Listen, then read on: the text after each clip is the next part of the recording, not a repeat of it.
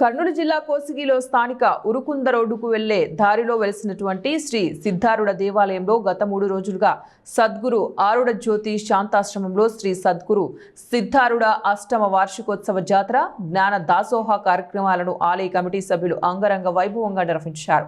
ఆదివారం ఉపన్యాసాల అనంతరం వచ్చిన భక్తులకు హుబ్బిలి పీఠాధిపతి పరమ పూజ్య సద్గురు శ్రీ అభినవ సిద్ధారుడ మహాస్వాముల వారి ఆశీస్సుల కోసం భక్తులు క్యూ కట్టారు.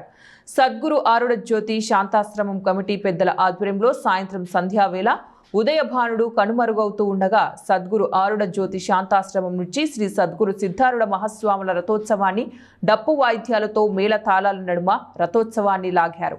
ఈ వేడుకలను తిలకించేందుకు కర్ణాటక, తెలంగాణ రాష్ట్రాల నుంచి వేలాది మంది భక్తులు తరలివచ్చారు. వచ్చిన భక్తాదులకు శ్రీ సిద్ధారుడ శాంతాశ్రమం కమిటీ సభ్యులు భోజనాలు ఏర్పాటు చేశారు. అభినవ సిద్ధారుడ స్వామికి శంకర్ బాబు, స్వాతి దంపతులు తులాభారం నాణాలతో చేశారు. శాంతాశ్రమం ట్రస్ట్ కమిటీ సభ్యులు కుమార్ దొర, పత్రాల నరసింహులు, పూజారి అయ్యన్న గౌడ్ తదితరులు పాల్గొన్నారు.